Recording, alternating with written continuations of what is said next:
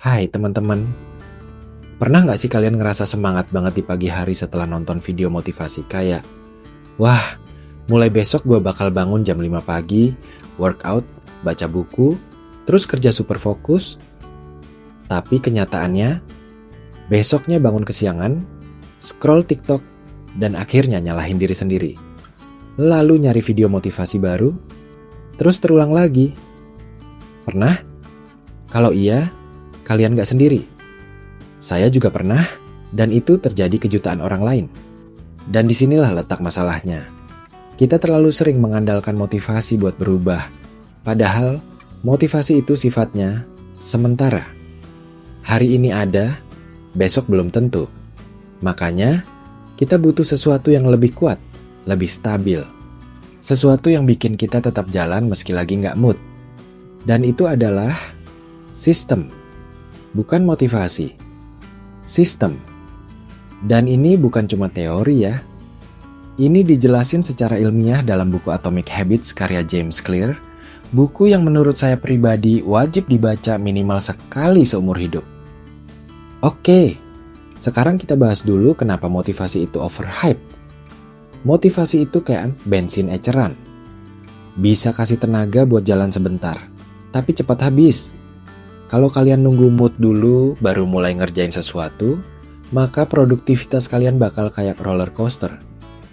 Kadang naik, tapi lebih sering anjlok. Masalahnya, kita hidup di dunia yang sering menuhankan motivasi. Kita diajarin bahwa orang sukses itu karena mereka super termotivasi. Padahal, kenyataannya, orang sukses itu bukan karena mereka selalu semangat, tapi karena mereka punya sistem yang bekerja bahkan ketika mereka nggak semangat. Dalam Atomic Habits, James Clear bilang bahwa perubahan kecil yang dilakukan secara konsisten akan menghasilkan perubahan besar dalam jangka panjang. Dan kuncinya ada pada sistem, bukan target atau motivasi semata. Coba deh, kalian ingat-ingat, berapa kali kalian bikin resolusi tahun baru? Mulai tahun ini, gue mau lebih sehat, rajin olahraga, lebih produktif. Tapi berapa kali itu gagal di minggu kedua Januari? Saya juga gitu kok, jadi tenang aja. Tapi waktu saya mulai mengganti pendekatan dari gue harus motivasi diri gue sendiri, menjadi gue harus bikin sistem yang bantu gue tetap konsisten, di situ semuanya mulai berubah. Contohnya gini, saya dulu pengen banget jadi orang yang rajin baca buku.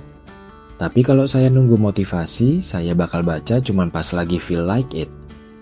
Akhirnya saya ubah pendekatan. Saya bikin sistem, baca buku 5 menit setiap malam sebelum tidur.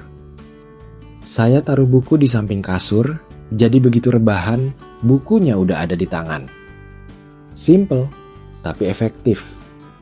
Awalnya cuma 5 menit, tapi lama-lama jadi 15 menit, 30 menit, dan sekarang saya bisa selesain 2-3 buku per bulan tanpa merasa dipaksa. Jadi, apa sih maksudnya sistem itu? Sistem itu adalah proses, kebiasaan, dan lingkungan yang kita bangun untuk mendukung kita mencapai hasil yang kita mau. Motivasi mungkin bisa bikin kita mulai, tapi sistemlah yang bikin kita tetap jalan. Misalnya kalian pengen lebih produktif, kerja dari rumah. Sistemnya bisa berupa bikin jadwal kerja yang jelas, mati notifikasi HP selama jam kerja, dan kerja di tempat yang khusus buat kerja, bukan di kasur. Ini semua adalah bagian dari sistem. James Clear juga bilang, "You do not rise to the level of your goals, you fall to the level of your systems." Artinya, kita nggak akan berhasil cuma karena punya impian besar. Kita akan sukses karena punya sistem kecil yang jalan setiap hari. Jadi, bukan tentang seberapa tinggi target kalian, tapi seberapa baik sistem kalian mendukungnya. Sekarang saya mau ajak kalian lihat perbedaan mindset antara orang yang mengandalkan motivasi dan orang yang membangun sistem. Orang yang bergantung pada motivasi seringkali berkata, "Gue pengen kurus, jadi gue harus semangat diet dan olahraga." Tapi orang yang fokus sama sistem akan berkata, "Gue mau jadi orang yang hidup sehat, jadi gue mulai dari makan buah setiap hari dan olahraga 10 menit. Perbedaannya tipis, tapi dampaknya besar. Yang satu fokus pada hasil, yang satu fokus pada identitas dan proses. Dan disinilah letak kekuatan sistem. Ia membentuk identitas kita. Karena setiap kali kita ngelakuin kebiasaan kecil yang sejalan dengan siapa kita pengen jadi, kita lagi memperkuat identitas itu dalam diri kita. Kalau kalian rutin nulis jurnal, lama-lama kalian akan mulai percaya bahwa kalian adalah orang yang reflektif. Kalau kalian rajin bersih-bersih kamar setiap hari, kalian akan merasa bahwa kalian adalah orang yang rapi. Jadi bukan, gua pengen jadi orang rajin. Tapi gua adalah orang rajin karena setiap hari gua ngelakuin hal kecil yang mendukung itu. Dan ini bukan soal perfeksionisme ya. Nggak harus sempurna tiap hari. Yang penting konsisten. Konsisten itu bukan berarti 100%, tapi cukup sering sampai jadi bagian dari diri kalian. Lalu gimana caranya bikin sistem yang efektif? Pertama, mulai dari kebiasaan kecil. Ini konsep utamanya Atomic Habits. Perubahan 1% setiap hari. Jangan langsung targetin olahraga 1 jam tiap hari. Kalau sebelumnya kalian nggak pernah olahraga sama sekali. Mulai dari 5 menit peregangan. Kedengarannya sepele? Justru karena sepele, kalian bakal lebih mudah mulai. Dan ingat, dalam sistem, yang penting adalah mulai dulu, bukan sempurna dulu. Kedua, bikin kebiasaan kalian kelihatan dan mudah diakses. Ini disebut cue-based habit. Misalnya, kalian mau minum air putih lebih banyak, taruh botol minum di meja kerja. Kalau kalian mau journaling, taruh jurnal di atas bantal. Jadi ketika kalian lihat benda itu, langsung ke-trigger buat ngelakuin. Ketiga, gabungkan kebiasaan baru dengan kebiasaan lama. Ini disebut habit stacking.